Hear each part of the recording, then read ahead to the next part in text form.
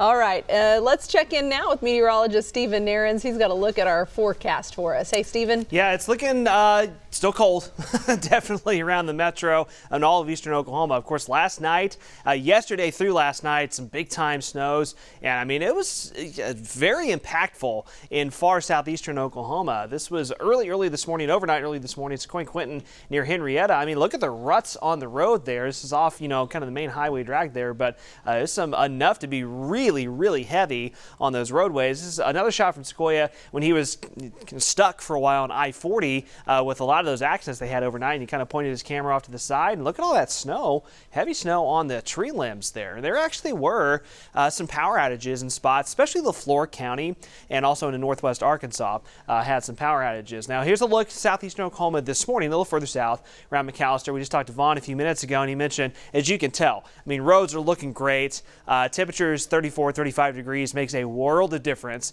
as far as things melting, crews being able to clear things away pretty quickly. That, that slushy snow, they can get it off the roads pretty easily. So roads looking good in McAllister this morning. Just, those side roads that maybe haven't been cleared as much, may still be a little slushy, but overall your travel should be pretty good, even in the areas that saw the heavy snow last night. I highlighted or referenced those power outages. These are by county basis, but still close to 5,000 customers reported without power, in the LaFleur County area. 18,000 customers reported without power up kind of in and around the Fayetteville area this morning, where again they had some extremely heavy snows. So that is an issue for some folks this morning. Now back to what's happening right now. Bartlesville, it's been really pretty the last 30-45 minutes with that back edge of snow moving through. They noticed that's starting to fade a little bit back to just kind of flurry activity.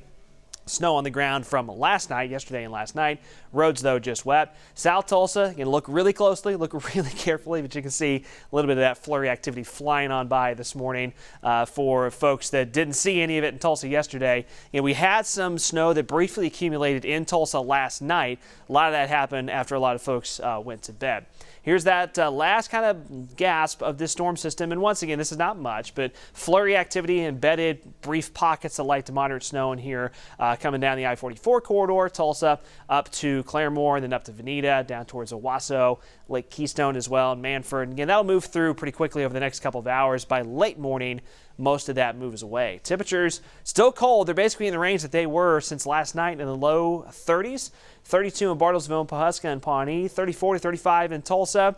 If it had been that cold, if it had gotten down to 34, 35 yesterday afternoon, which was what we were expecting, snow would have happened a lot more easily in Tulsa, but we held at about 38, and that made a world of difference, unfortunately, in the wrong direction for snow lovers. 34 to 35 in southeastern Oklahoma with a brisk northwest wind. So flurries, light snow moving through this morning. By midday, most of that moves away, and we'll get some sun breaks, I think, in the area. Highs about the low 40s. Cloudier spots will be a little bit colder than that, and you'll want to keep the coat handy all day because we're going to have a pretty brisk northwesterly breeze, about 15-20 miles per hour, if not stronger at times. Tomorrow morning, we're in the low 20s, wind chills in the teens. It's going to be quite a cold start to our Thursday. High temperatures tomorrow, also low to mid 40s with some passing cloud cover. As we head into Friday, the warm-up starts to kick in. South winds return. Here we go. We're pushing our highs back into the low to mid 50s. So a nice end to the week after a few pretty cold days here. And then it actually gets even better as we head into Saturday. South winds really cranking up. Saturday's going to be a windy day and highs in the upper 50s, but here it comes. That's the next cold front. That cold front's going to pack quite a punch. So this winter storm that we just had move through, the deciding factor was that it didn't have really cold air with it, and that's why the forecast, the snow part of that kind of busted in Tulsa.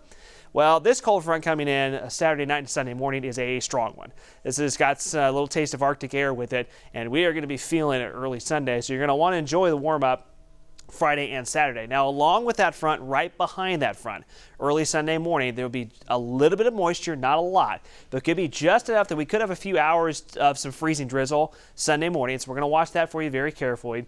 That'll move on through, and then next week, it's looking cold. That Arctic blast is, I think it's going to last for a little while as far as keeping the cold winter temperatures around, and we may be watching another potential precip making system around the middle of next week. That's still about a week out, so a long ways out on that one, but that's something we'll be watching, it looks like, for next week.